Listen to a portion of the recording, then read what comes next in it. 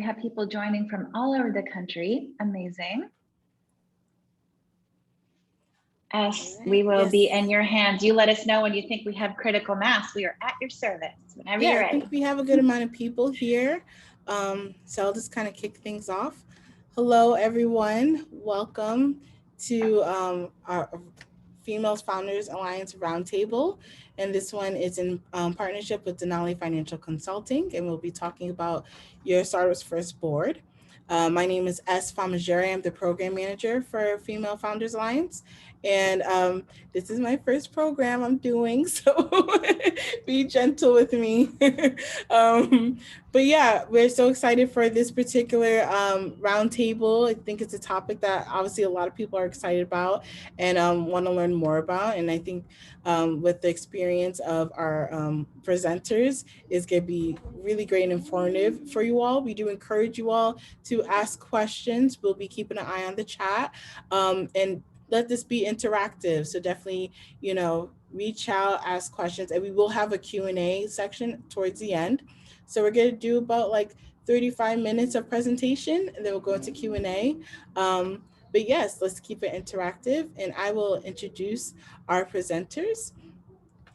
So today we have Rebecca Lovell, who's the CEO of Denali Financial Consulting. She leverages her 15 years of experience supporting startups, investors, and innovators to create peace in mind for founders. She also serves as the chair of the Center of American Entrepreneurship and is an instructor in the University of Washington MBA program. And she also is a board director for the Washington Technology Industry Association. So a lot of experience in being on boards and handling boards. So you're in good hands. And then we also have Jennifer Edson. And let me get the bio. Yep. She's an active and licensed CPA in Washington State and has almost 30 years of accounting experience, having begun her career as an auditor for Arthur Andersen in the Denver office and specializing in high-tech startups. And also, she is a fitness trainer, so really great combo. We were just talking about that. So you're in great hands. And of course, if anything I missed, our presenters, feel free to add. But again, thank you all for joining us. We're really excited, and I will hand it off to Denali. All right. Well, thank you so much for having us. It's always a pleasure. And I will tell you, one of my favorite side hustles is serving as a coach for FFA's Ready, Set, Raise Accelerator. So lovely to be in this community again today. So let's just kind of start with a little bit of a flight plan. And I want to +1 to S's comment that this very much should be a conversation. And I will say on the topic, I want to be the brand here. Spoiler alert, the best board meetings are conversations. So if you take nothing else away from that session, take that away. So let's really lean into that opportunity. We were delighted to get 20 questions from all of you and your colleagues. And I thought the most efficient way to really kind of knock some of those out would be to go through some slides. So we'll start with a bit of presenting, but we absolutely want to make this a dialogue, whether it's during the slides, if you need some clarification, if I get in the weeds with jargon, please call me out. My bad. I'm really going to try not to do that. We'll certainly save time at the end for a dialogue, but let's make this as interactive as possible. So let's get going here. Okay, before we dive into the goals of the session, I'd really like to understand who's in the virtual room today. So if you are on video, just go ahead and feel free to be analog and wave your hands, or if you're off video, thumbs up would be great. But I'd love to get a sense of how many of you are founders and are leading startups in the room today. There we go. Lots of you, fabulous. How many of you are board members, maybe joining us in that capacity? All right, mostly founders here. Anyone just interested in joining a board and want to learn more about how they work? Okay, great. Little bit of everything here. I see some of you that I know are partners to founders, as are we. So anyone else on the call that really kind of supports innovators and founders? Great, all right. Little something for everyone today. We're going to try to bring everyone along in the conversation. So some of you have been in board meetings, maybe some of you haven't, but for those of you that have, do you love the idea of presenting to the board? Do you look forward to that opportunity every month or quarter? Or do you feel about board meetings the way you do about public speaking, going to the dentist, doing your taxes? Yeah, okay, so a little more of that.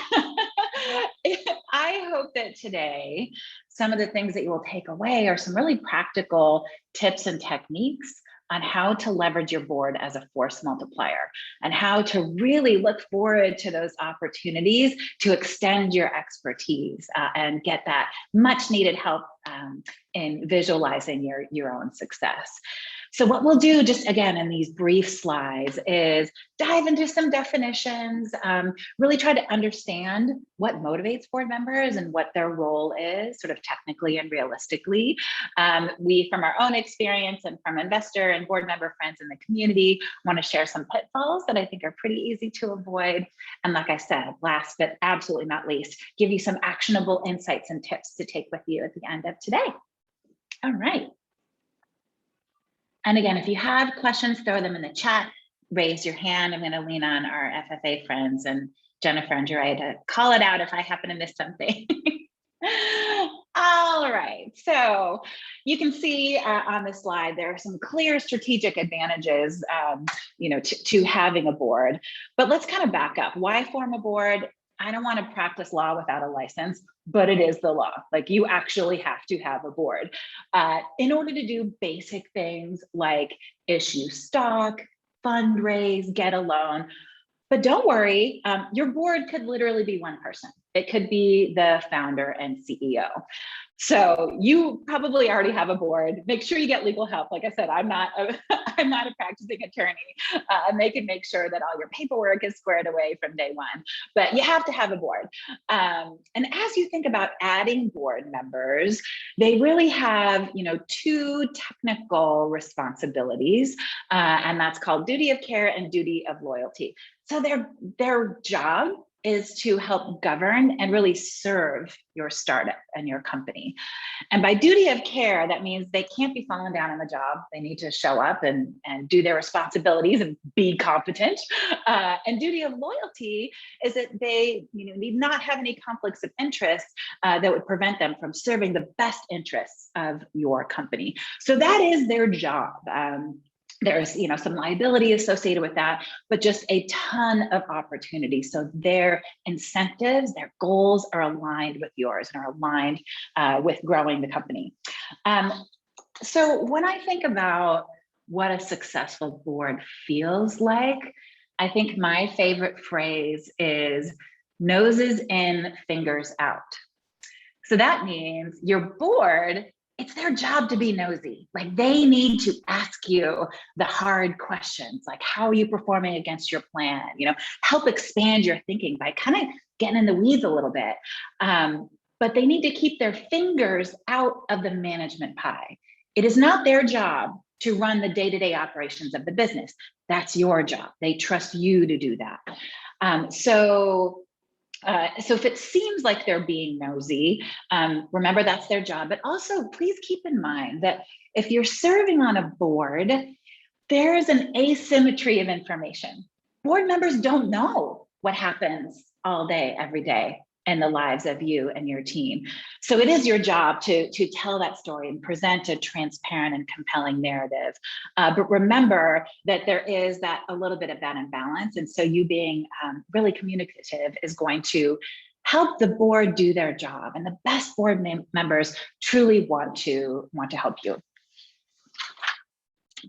All right.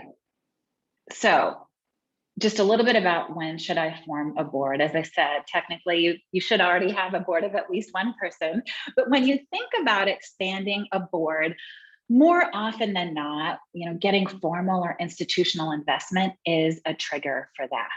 And candidly, we spend so much time when we're fundraising thinking about the valuation of our company. There are lots of other terms in the term sheet that are material to your company. And that includes setting up a board. And we can talk a little bit more about that as there's interest. But know that that often, again, is going to be the trigger for formalizing a board of directors meeting. Now, that's not to say that there aren't perfectly good reasons to gather a board together and meet even informally before you have a big investment. And, over the last 15 years, I've had the pleasure of coaching and screening over 2,000 entrepreneurs. And I will tell you probably the challenges that are the most heartbreaking to me are the self-inflicted wounds, are founder to founder conflicts and issues where it can be truly helpful to have sort of an outside but interested party providing you guidance. I remember one case, it was a Techstars company where there were 3 co-founders. There was a brother and a sister were 2 of the co-founders, and the CEO was the 3rd co-founder. And it was a really bad breakup, and it slowed them down and got them off of their game. And gosh, that would have been a great opportunity to lean on some outside investors to navigate that. That said, that doesn't always have to come in the form of a board of directors, which, remember, have those formal responsibilities and have some control mechanisms that they can exercise. One thing that you might see and might consider leveraging in the early stages of your company, instead of a board of directors, is a board of advisors. Are any of you serving on any startup advisory boards? Well, I will tell you that it's an amazing opportunity, I think, again, to help founders execute on their vision. But one of the main differences between a board of directors and a board of advisors is that as a CEO, if you go and ask your board of advisors for their opinion, that is a poll, not a vote, right? They don't actually have any control. You can choose whether or not to take their advice, but it's just, again, a wonderful opportunity, I think, to expand your expertise. That's one of the major strategic goals of having a board. And, I will tell you, I see, Andrea, you're thinking about forming an advisory board. I have the pleasure and privilege of getting asked to do this on a not irregular basis. And if you're thinking about approaching folks for your board, I have a filter that I use in my practices and where I spend my time outside of my day job. And it needs to pass sort of three litmus tests for me. One, I ask myself as a board member, can I add unique value to this company? 2, is there something that I can learn? And 3, does the company, does the team, does the mission align with my own personal values? And if that is yes, yes, and yes, I'm going to say yes. And I'm a little busy with some other activities. I'm currently just serving on 1 startup advisory board and 3 other boards, as mentioned. But the one that I said yes to checks all of those boxes. And the way to think about a board of advisors, and that can actually kind of lead into your board of director development, is take a good hard look in the mirror. Ask yourself, what are you missing? Like, what is your founding team missing? Where could you really use some extra help? In my case, as a board advisor, I really lean into business model, go-to-market, but primarily investor introductions. That's something that both boards of advisors and boards of directors can be helpful with. Another great practice I've seen on boards of advisors is to really leverage that group of people to ensure that the communities, the clients, the businesses that you're trying to serve are represented on that board. That you have really the diversity of the populations that you want to serve and the populations that are in our society. So great opportunity to do that.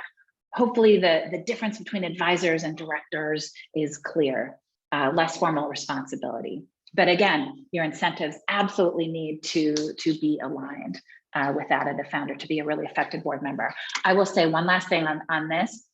With boards of advisors and directors, particularly for startups, paying them in cash doesn't make a ton of sense. You probably don't have the cash to pay them.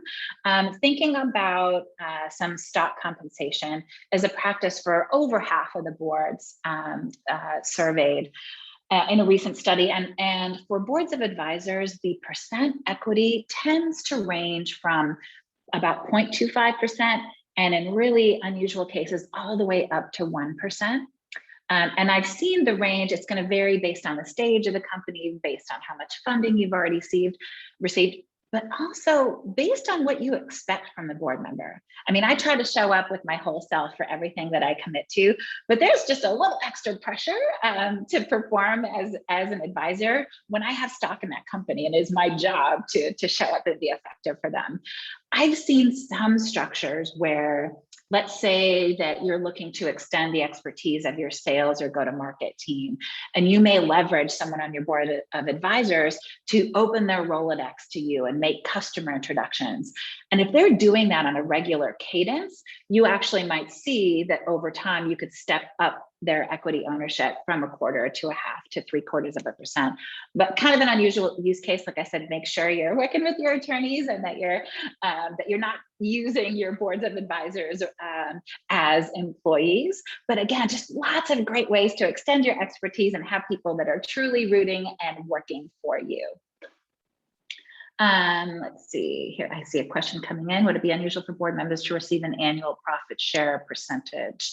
I have not seen that, but I will circle back. We've got a couple of studies that are linked at the end in the resource section that talk more specifically about board member compensation. So I don't want to talk out of school on that one, but great question. All right. So with boards, as I've been saying, and hopefully planting the seed here, it's a great way to extend the expertise of your team. That takes a lot of self-awareness as a founder to know what it is you're missing and really who's going to add value to the company over time. And there are two categories. There's certainly, people who have expertise in your industry. And these are folks who in board meetings and in one-on-one conversations, they know the peer metrics, like the back of their hand. So when you're talking about gross margin or conversions or ARR, they'll know what looks typical in your space and be just a great, check and balance for you as you're building your own models. Functional expertise, having folks who are fellow operators, whether they're CEOs or CFOs, in the case of someone like Jennifer, those can be a great set of eyes and ears to lend to the business. And over time, when you IPO, there are some committees that are required, like audit and governance and finance, that will require that kind of expertise. But for now, just really think about, who is going to add value to your team. So, and again, it should complement your skill set. It should fill in some of the blanks that you have.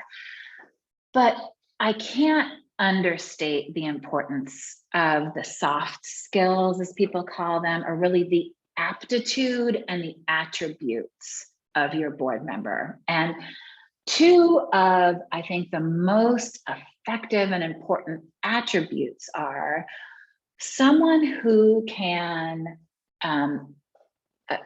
understands how to execute a vision in a 15 to 18 month increment of time, right? So that's somewhere between being a big thinker and being an executor. It's kind of head in the clouds, feet on the ground. Like, you want people who really can see to the end of that runway. And candidly, that tends to be the fundraising runway. You might have just raised $1 million or $2 million and told your investors it was going to last you 12 or 15 or 18 months.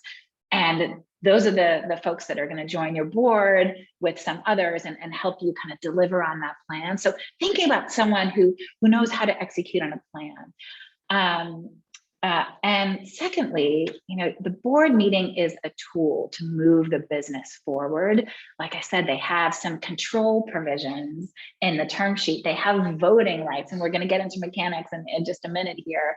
But at the end of the meeting, as a CEO, you need some action items, you need some resolutions, you need decisions to be made. So think about people who have the ability to drive or seek or achieve consensus. That tends to be a best practice around actually getting a vote done. And barring that, I'll borrow a phrase from our friends at Amazon. people who will disagree but commit. And they might end the board meeting, say their piece, not agree with the majority, but commit to supporting the outcome. You don't want board members who agree. That's just an echo chamber and a rubber stamp. It's great to have healthy conversations and different perspectives, but at the end of the day and at the end of the meeting, you need people who can drive that consensus. And a lot of the rest of it, and Jennifer, you've seen the good, the bad, and the ugly in so many of the board meetings that you presented in or sat in on or been a director yourself. I cannot, again, emphasize some of those human qualities. Checking your ego at the door can be a tough one. And I'm going to assume that we're all friends here. I know we're recording this session, but that's all right. One of the most challenging qualities that I see, and this can be in investor board members, where they invest in startups to kind of scratch the entrepreneurial itch and live vicariously through their portfolio company. And they might, those tend to overlap significantly with the people who take up a lot of oxygen in the room of a board meeting, right? So really understand the motivations of your investors, of your board members overall. And I look for kind of low ego, high commitment whenever you can find that magical combination. So many other values, ethics, integrity, respect, compassion, empathy. I mean, we actually have our own vision and values for Denali posted on our website. And Jennifer pointed this out too, like, I can't think of any one of those values that I wouldn't want in one of my board members. So think about your own company's vision, your mission, your values, and look for board members who live those values every day. Jennifer, what did I miss? I think there's just so much we could talk about here. Well, I think that I will share a war story a little bit later about my introduction to a board. Literally my first 90 seconds, it was started with an insult from a board member. But we'll talk about that in a bit. But I do think particularly I'm coming at it from the accounting viewpoint.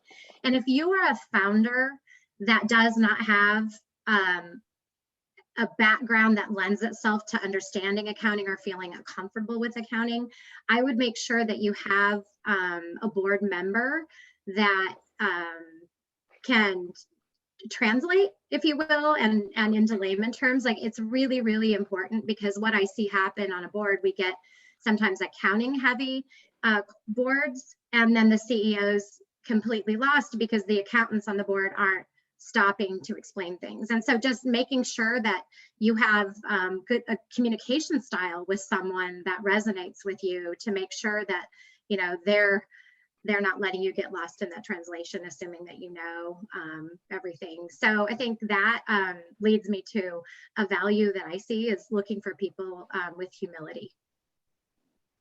Because as Rebecca said, you need people that will check their ego at the door. So that's one of the things that I see that can limit, is just is making sure you have somebody that confident but humble and willing to be a collaborator on your board.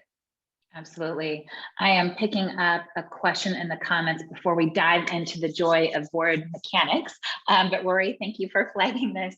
How do you structure tenure for advisors? As I mentioned, it's a great practice to have some stock compensation. And the way that is generally structured is just like any other equity investment. Typically, there's a vesting schedule. Although with equity investors, with investors who are writing checks, oftentimes that vesting can be 4 years. For boards of advisors, 2 years is a more common vesting. So I assume that I'm really going to be leaning in for this particular board of advisors role for the first 2 years. And then candidly, for this company that I'm advising, my role is going to fade a bit into the background when they bring on their more formal board of directors. So thanks for asking. A couple of years, I think, is pretty standard. Great. All right. Mechanics. Oh, go ahead. There's one other question about can you do profit sharing for an S Corp board member? And I think the answer that is you need to consult an attorney and get some tax guidance on that, because what's going to happen is That profit sharing is more tax like real compensation that they will actually, that may have tax implications for them in the current year. And so you have to be careful how you structure that equity, that it's amenable to the person and their tax structure. So they may have an opinion on, you want to pay them a certain way, but they want to receive the compensation in a certain way because of their own tax implications. Great call out. Yeah, thank you. Excellent. All right, board mechanics. Where do these boards come from? How are they, how are they structured? So typically this is something that you'll see as part of the term sheet terms when you're raising money that will go into the organization's bylaws. It sets standards for the size of the board, and your term sheet might get really detailed on the composition of the board. And we'll get into that in just a second. But again, to underscore the power that the board holds, as I mentioned, they have voting rights, they have these responsibilities, but ultimately they can hire and fire the CEO. They can approve or disapprove contracts over a certain size. They can approve or disapprove seeking a loan or fundraising. So, they hold power over issues that are very material to the business. And I'm not saying that to scare you. I'm just saying that, keep firmly in mind, that you need a board that's a manageable size and that it's the right people on that board. Now, what you're generally going to find in startup boards as a best practice is an odd number to start off with, and that can break voting deadlocks. And it's a typical structure, either 3 people or 5 people or 7 people. You can see 3 people, up to and through a Series A. It might go to 5 people as you're getting to your Series B and even C funding, and 7 people thereafter. Exceptions to these guidelines, but that's generally the bulk of what it looks like under the curve. So this is where it gets a little tricky. So you might have a company that's got multiple founders. And if you have a board with 3 people, the typical structure is going to be 1 founder or representative of the common shareholders. That's your job as a board member, is to represent a certain set of stakeholders or shareholders. So the founding team generally has common stock, and that could be the CEO, CTO, whoever the co-founders are. There might be many of you. But in a board of 3 people, ideally for you, there would be 1 investor, and that investor represents all of the preferred shareholders. That's not to say they're the only investor, but they probably are the lead investor in your deal. They personally don't necessarily have majority ownership of your company, but they're representing folks who have a significant ownership stake in the company. And then I think the term sheets that are negotiated well give you a voice in selecting that 3rd member who's known as an independent. They're not an investor, they're not on the management team, but that's the mutually agreed upon industry executive, thought leader, thought partner that brings balance to the force, right? And we talked about all of the attributes that you're looking for, and that's where you have the opportunity to expand your board. So that can be a tough conversation when you've got multiple co-founders. That can be a tough conversation when you've got multiple investors, and there's a few ways you can handle that. Just a little example. I don't know if you have been keeping track of the blistering pace of news and fundraising here in the Seattle region and nationwide, frankly. But a local Seattle startup, Amperity, just raised another $100 million for a total of $180 million raised. They're now valued at over $1 billion, making them a unicorn. That board still has 5 people. Okay, so just to give you a sense of magnitude of board size. And that board is Kabir, who's a co-founder and CEO. Raj and Matt McElwain and Raj Singh are investors. And then they have 2 CEOs on the board, Sierra, who is a musician and a CEO herself, and Kevin Johnson, who's the CEO of Starbucks. It's a pretty awesome board. I mean, great if you can get it. But, that again represents people with industry expertise. Amperity, provides market intelligence. And so having leaders of consumer-facing businesses, super powerful and helpful to Kabir, who's developing business with exactly those sectors. And then having two really experienced operators who are investors is helpful. And then Kabir is the fifth. But that can be super awkward, early on. You have to have that tough conversation with your co-founder and decide which one of you is going to be on the board. Because if you both are, that probably means you're going to have two investors and a fifth person to break the tie. Investors, this is something that tends to get worked out during the financing. But if they really feel interested in the board's activities, you can structure their role as a board observer, which means they can sit in on the meetings, but they don't have any voting rights or any power.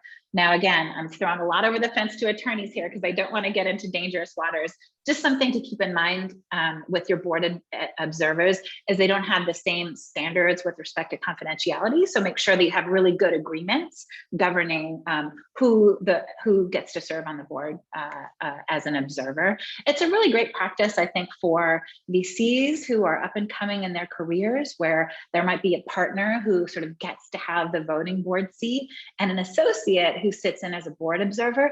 Great way for them to gain experience, to provide their insights, and then get ready for themselves to be active voting members of boards in the future. All right. Board meetings 101. So we are going to kind of finish out with these slides and then save a bunch of time for Q&A, because now the questions are coming in fast and furious, but I think some we're going to answer in the next couple of slides here. So board meetings, cadence. Generally speaking, again, this is dangerous here.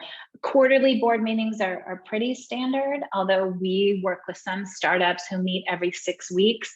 And frankly, when you're in kind of an emergency situation, if you're fundraising or the company's, God forbid, in financial trouble, you may be talking with your board or particular board members weekly or daily. But in terms of formal meetings, quarterly is not unusual, although it's been so interesting to see how communicating virtually has changed the cadence and the dynamic of board meetings. It's easier to meet virtually, and so we've seen some sort of pick up the pace there. Another option that I've seen is that you have a big meeting every quarter, and this is one of the questions that we got, about 3 hours long is not at all unusual for that quarterly board meeting.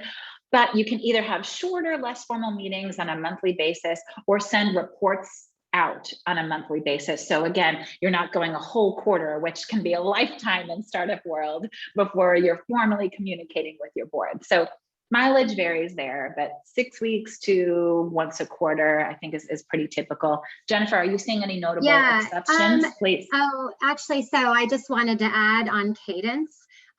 Typically, if you're scheduling a meeting in the first week of the month, your accounting data is not going to be ready, because GAAP prepared financial statements are done on an accrual basis, and you'll still have all your vendors sending invoices at the end of the month typically. So we usually at Denali, we try to have our clients closed by the 15th of every month. We have some exceptions. So you'll see a flurry of board packages and board meetings in that third week of the month. And so just, be sensitive to the fact that you want to have that accounting data. You also, because your board members have a duty of care, they have to have done due diligence on the data you're sending. So you literally do not want to send them the financial package at 11 o'clock the night before the meeting, because they're going to feel very uneasy that they're going to be able to exercise that duty of care that's required to them by law. So, and then just to the second point, Rebecca, in a raise cycle, especially if you are trending toward running out of cash and the VC is considering bridging you, or you're going to raise, I have seen they require weekly check-ins on cash balance, and I get some pretty detailed data to my CEOs to give to their boards, especially in those sensitive periods. So it can be weekly communication at that point, depending on what. Absolutely. Thank you for the PSA there. The later in the month or after the close of the quarter, your board meeting, the better your financial data is going to be. And those are typically pretty popular slides in your board deck. And yes, the cadence is going to vary based on what's happening with the business.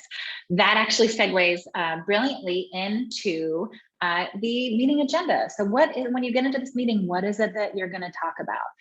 So for those of you who have raised some funding, hopefully you remember that slide at the very end of your pitch deck where it says, hey, I am raising $1 million or $2 million and it's going to last me 18 months, whatever your runway is. And here's what my company is going to look like at the end of that runway. I'm going to hire 10 people. I'm going to reach $1 million in annual recurring revenue. I'm going to achieve gross margins of X. I'm going to expand into these geographic markets. Whatever your key performance indicators were, whatever your tangible milestones to which your investors can hold you accountable, should be aligned with the way you manage the business. So this shouldn't be a far cry from what you're doing, as a leader of your company.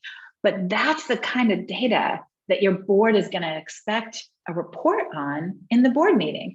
And ultimately, the question in all of their minds is going to be, how are you performing against plan? And we'll talk a bit more about some pitfalls to avoid and success factors and how you manage that conversation. No surprise there, it's not all cupcakes and rainbows for sure. So finding ways to communicate that data is really, really important. And last, as a board member, I can say, I hate being surprised in board meetings. I don't want that to be the first time I'm learning about something, particularly if it's bad. So find ways to communicate with your key stakeholders, with your board members on a more regular cadence, particularly for those board meetings that are a full quarter apart. All right, so we telegraphed a little bit of this when we were talking about the flip side, which is qualities that we seek. So no surprise here, qualities that we try to avoid, and board meetings that are unsuccessful have a few of these characteristics. We talked about having a board member take too much oxygen up in the room, take a lot of time. I think I love to assume good intent and they want to be helpful. And some board members think the only way they can help is by talking a lot. So that's something to be managed. I personally have a zero tolerance policy for rude, disrespectful, discriminatory behavior. I don't want to be on a board that's going to tolerate that either. And then last, kind of the flip side of that is that you have so few seats on your board and everyone is so busy. Your time is so valuable. What is the point of having a board member who is disengaged? So look for those signs of trouble in terms of building the most effective board that you can. And you might ask yourself, well, gosh, what can I do about this? And there are a few ways ranging from informal to formal, but I really like to start with the informal and having a one-on-one meeting. As the CEO, oftentimes you'll be the chairperson and literally, personally running the meetings for a certain period of time until an outside chair is named. But outside of a board meeting, having those difficult conversations like, hey, I don't know what your intent is, but here's the impact. We need you to make space for other people. We want to make sure that this is a great use of your time. You can counsel them off the board. If their behavior truly doesn't change, if it's systemic, you can coach them off the board and encourage them to seek other opportunities or re-engage when the company is in a different stage or has a different set of leadership. But I think the informal route is best. It allows everyone to kind of maintain their dignity and part in a professional manner. There are more formal measures that can be taken And, in your bylaws, you'll have some guidelines that govern voting someone off the board. That's always an opportunity. Remember, that cuts both ways. The board can vote you out as CEO as well.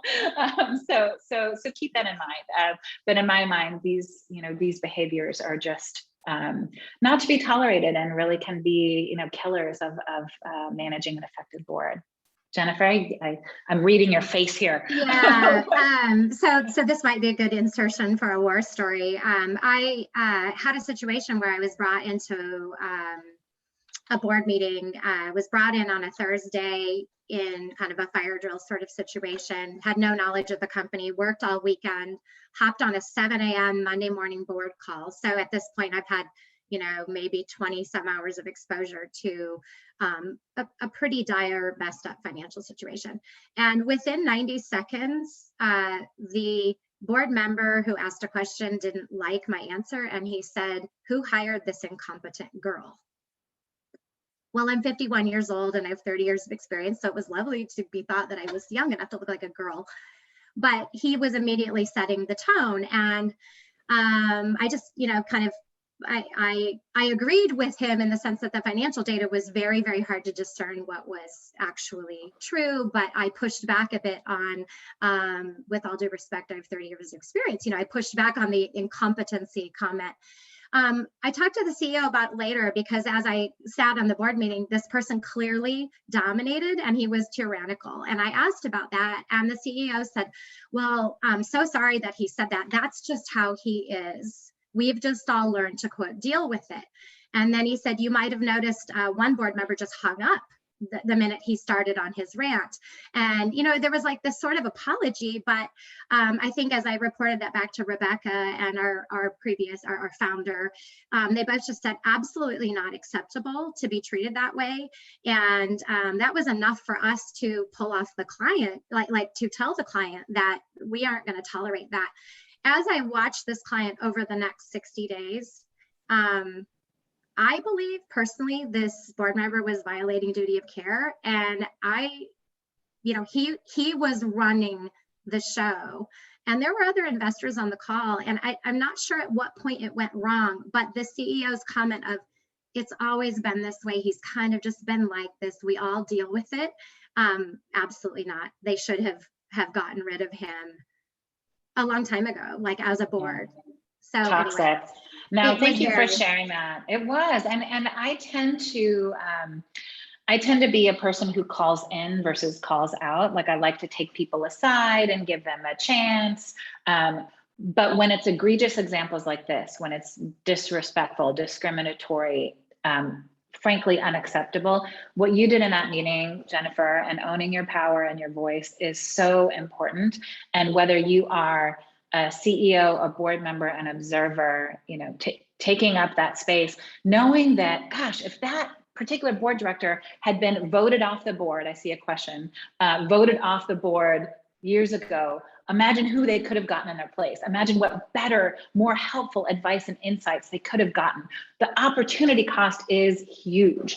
And it can be really challenging, Andrea, I'm seeing your question, for a CEO to do that, because there is this imbalance of power, right? Where the board can fire you as a CEO. And so threading that needle and developing allies on the whole board, having one-on-one relationships with board directors who are going to get your back and do the right thing, even when it's uncomfortable, is just, that's a cautionary tale. Again, that underscores the importance of those human qualities as you're seeking your board. So I want to save kind of structured time for more Q&A. They're coming in fast and furious. I love it. Yay. But I wanted to share just a couple of stories. And it's been so fun for me to have this as a forcing function to reach out to about a dozen of my investor friends in the community. And I asked them individually, they couldn't see each other's answers, give me your top rant and your top rave for board meeting practices and pitfalls. And they were remarkably aligned. And probably not much of this will surprise you, given everything that we're talking about. So what they love is having consistent key performance indicators, not, moving the goalpost all over the place, so that you can only report on what one VC called vanity metrics, like, oh, look, we're up and to the right, everything's fantastic. So consistent metrics. So from one meeting to the next, your board directors can understand how you're performing against plan. And if you have a reason to change, be transparent about that. So great metrics. And then the other thing, and 2/3 of them said this, is sending those materials ahead of time. Jennifer already telegraphed that, but I got responses ranging from, it's got to be 24 to 48 hours ahead of time, to send it a week ahead of time. And in fact, one investor said, send it a week ahead of time and then personally have one-on-one meetings with every single board member before you get to the board meeting. What a remarkable practice that would be. And I could imagine that being effective, particularly when board meetings are like a full 3 months away. That gives you the time and space to do that. But, just fascinating observations. And then one that surprised me that I loved is a VC said, typically, and you see this in investor pitch decks too, same thing in board meetings, where you save the people slide to the very end. And usually at the end of the meeting, you're running out of time, everybody's rushed. And what could be more important to your business than people? So this VC suggested and saw this in practice, that you move the people slide up to the beginning. That's a bold move, because I think so many board members and our investors are trained and they expect to see right out of the gates financials. My gut is that you might be able to shift that practice, particularly if you are sending the materials enough ahead of time, so that the board has gotten plenty of time to read the whole deck. They know what your financial performance is because it's in the deck and you've explained it. So that way you can start the meeting talking about the most important asset that your company has, which is your people. So that was a bit of an outlier response, but I found really fascinating. I don't know any business that has assets more important than the people that they hire. So that was a great practice.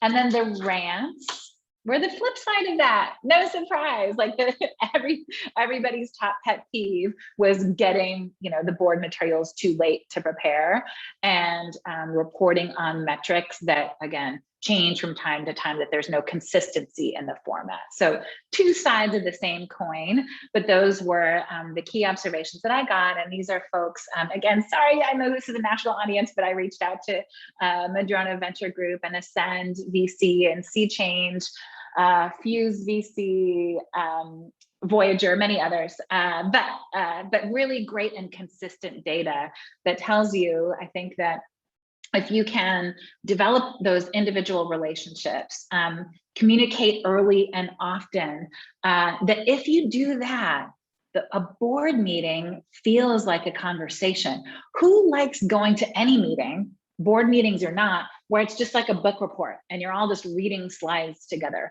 What a waste of everyone's precious time. So if you give them enough time to read the slides, then you get to use your board as the force multiplier that it can be. You get to engage with them and ask for their advice and counsel on areas where you want to take the business, and really make it a dialogue. That's going to take prep. That's going to take timely communication, and again, reaching out to those board members and developing one-on-one relationships. So, holy cow, we only have a few minutes left, but it's been great just to see the questions coming. I think, Amanda and S, we covered most of the 20 that we got ahead, but more popping up here. We want to really more formally turn it over to this group. Jennifer, again, can really comment on the world of CFO, and we know financial exhibits are so important in these presentations and meetings. And I'm happy to sort of play both roles as CEO presenting to a board and being a board member myself. So keep them coming. We'll try to keep up with the chat. I do think one of the things I see from the CFO perspective, and a lot of times at Denali, we are the CFO at the company, so we are the accounting staff. So I am presenting as the CFO, even though I'm a fractional CFO. But one of the things that you see sometimes is that the CEO is like, oh, we don't want to present the information that way. like, you absolutely have to be transparent. These, your board, they're professionals. They can read financial statements. They, so kind of get over that fear of, oh, that doesn't look good. You need to get up there, lay it all out, and ask for help and solutions. This is our problem. The other thing I'll tell you is, if you don't have a good accounting staff or team in place, you might not be doing your books correctly. And then when you get capital and then you're audited and your books are entirely restated because possibly you haven't recorded something like the application of ASC 606 correctly relative to revenue recognition, and you're having to make a huge adjustment into the prior year of revenue and pushing it into the next year, that's not a good look either. So I would tell you that it is important that you can verify the integrity of your financial statements. And I would do that before you get too heavy in those financial exhibits. Thank you for calling that out. That was also a flip side rant rave, like be transparent. Don't just show, again, the vanity metrics or the good news, because think about this, when you're using your board effectively, and again, usually you'll have an investor type on your board. If you say everything's going great, and then all of a sudden you need to raise money, you've lost some of your most important allies in fundraising. Like, oftentimes if those investors are with you and they understand how your business is going, they might reinvest, to kind of get you over the next hurdle, and, or hopefully, and syndicate, use their network to bring in new investors. And if they are surprised or think everything's going well and don't understand why you need money, or maybe you need money to pour fuel on the fire and everything is going great and you have an amazing opportunity to capture market share, they need the good, the bad, and the ugly. And that is how they can be truly effective in helping you bring in customers and helping you bring in investors, and helping you think through your own planning and execution. That's their job. So you have to let them do their job by being transparent, just like Jennifer said. Yes, thank you so much. We have time for maybe one or two questions. One question that has been +1 is there a template for like a meeting agenda or even just best practices to include in the agenda for these board meetings? We could we could anonymize and send a couple to our FFA friends, Jennifer.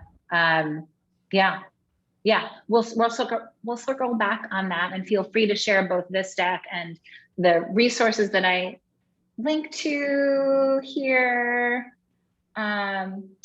with this whole group and community. Awesome. Yeah. And also, everyone, I know you saw probably in registering, but if you're interested in having one-on-one with Denali, let us know and we'll connect you all to them so you can have even more in-depth conversations with them. So yes, was there any other questions anyone wants to quickly put in the chat? I just did want to add, I feel like in the chat, I answered a lot of the questions with that's a question for an attorney.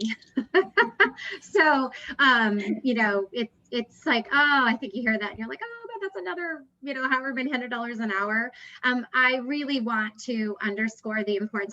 I did another blog for FFA, and one of the things that we talked about was I have a founder that I worked with, and he's on several companies in, and I said to him something about, you seem to do everything right. Like, what would you tell someone just starting out? And he said, get a good attorney and get a good accountant, because I got burned the first 2 companies. I didn't have either of those in place.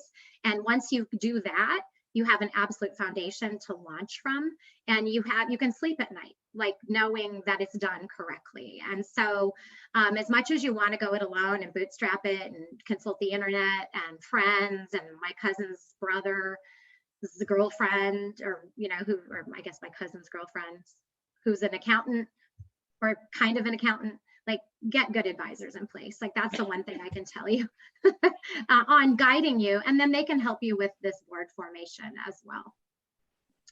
Okay, and in the resources, now this is geared kind of more towards public boards, but Rory, I think you had raised your hand saying you're interested in kind of becoming a board member. Starting as an advisory board member can be a path to becoming a formal board member. If you're looking for a board member, even though this group that's like Perkins and Madrona and Accenture and others is focused on cultivating women leaders for public boards, they could be a really rich resource for you if you're seeking to add amazing women to your board. So want to give them a little extra shout out there. Great. And I think we're about at time. Thank you so much for the opportunity. Like, seriously, there's any one of these topics that we could spend an hour on, but hopefully you're leaving with kind of an overview and understanding of why board members do what they do, and a couple of pitfalls to avoid and some things to lean into to really take advantage of the expertise that that board represents. Yes, thank you so much, Rebecca and Jennifer. This was awesome. And we will be following up with everyone with the resources and also an opportunity to connect with Denali one-on-one. So thank you all. Have a great rest of your week. Happy Future Friday. And have a good day. Thank you all. Thanks, S. Thanks, FFA team.